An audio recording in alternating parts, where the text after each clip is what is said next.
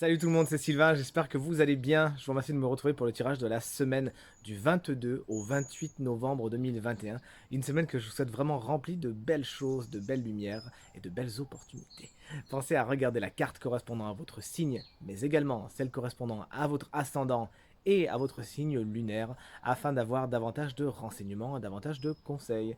Si vous souhaitez une consultation privée, vous trouverez toutes les informations pour me joindre dans la barre de description de cette vidéo et elle s'affiche également au bas de votre écran. Je vous laisse tout de suite avec le tirage de la semaine.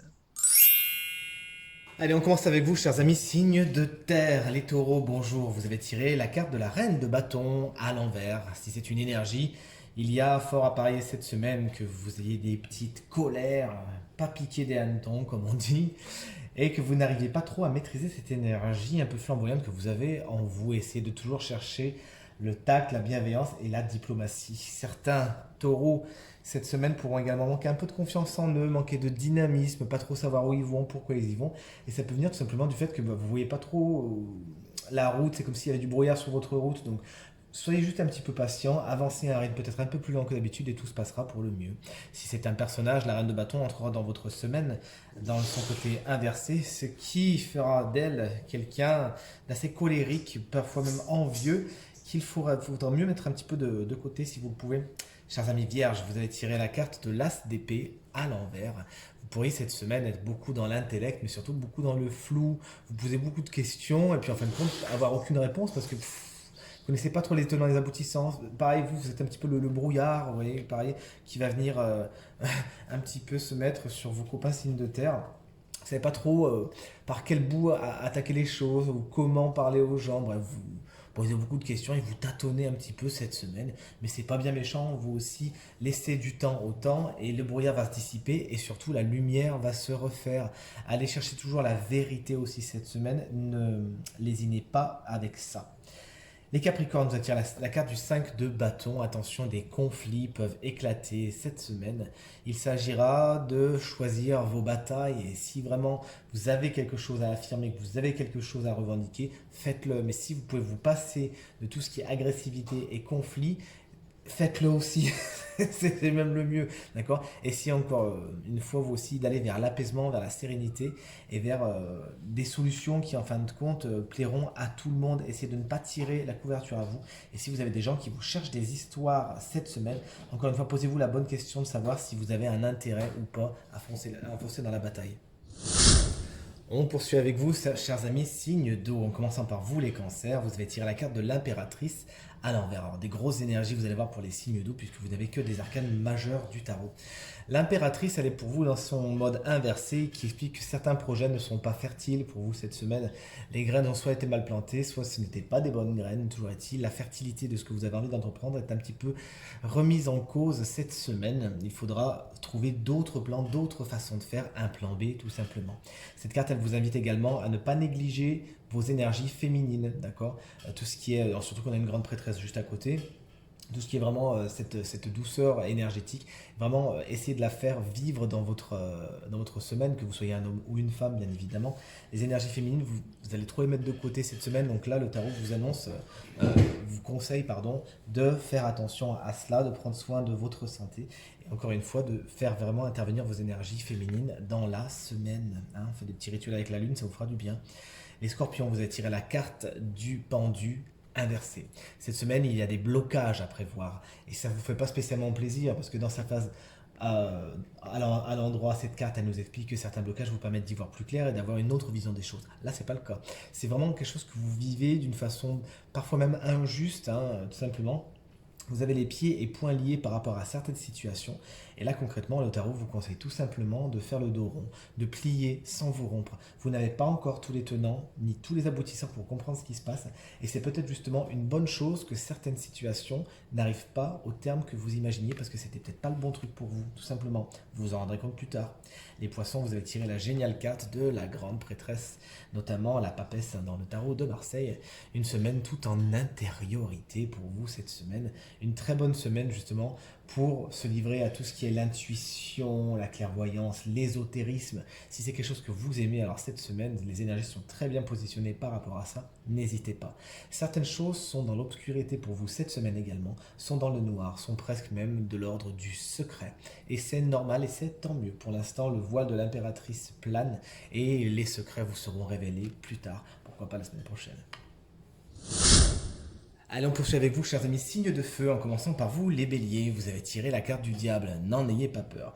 Mais il se pourrait cette semaine que les côtés obscurs qui sont à l'intérieur de vous fassent surface.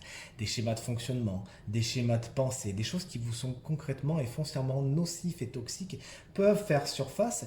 Et ça vous demandera tout simplement d'accueillir ces choses-là, de les traiter, de les transmuter, de mettre beaucoup de lumière dessus afin d'évoluer, d'aller vers ce qui est le plus positif pour vous. Les addictions sont également pointées du doigt cette semaine, faites attention à elles. Et également, tout ce qui est les enchaînements, les entravements, les choses qui vous retiennent, toutes ces choses-là, les liens à couper vont de même se faire sentir cette semaine et c'est pour le meilleur. Et également, attention avec le diable, aux propositions qu'on pourrait vous faire cette semaine, certaines sont franchement douteuses. Les lions, vous avez tiré la délicate carte du 10 de bâton, ne tournez pas le regard s'il vous plaît. Il se pourrait également, effectivement cette semaine, que des choses se terminent. Si elles se terminent, c'est parce que vous avez un petit peu trop tiré sur la corde et vous avez peut-être un petit peu fait agoniser les choses, vois-t-il. Elles se terminent, le cycle est fini et c'est dans une certaine douleur que ça se fait. Rappelons-le, le 10 d'épée n'est pas une carte franchement drôle, hein. Et vous pourriez un petit peu mal sentir les choses. Mais regardez, on a une carte très positive à côté. Et de toute évidence, ce qui demande à mourir et ce qui doit s'en aller, ce qui doit se terminer, c'était quelque chose qui n'était pas positif pour vous de toute façon.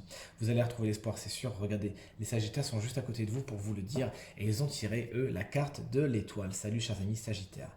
Ça y est, une bouffée d'air frais apparaît et vous retrouvez l'espoir cette semaine. C'est bien le message principal de cette carte.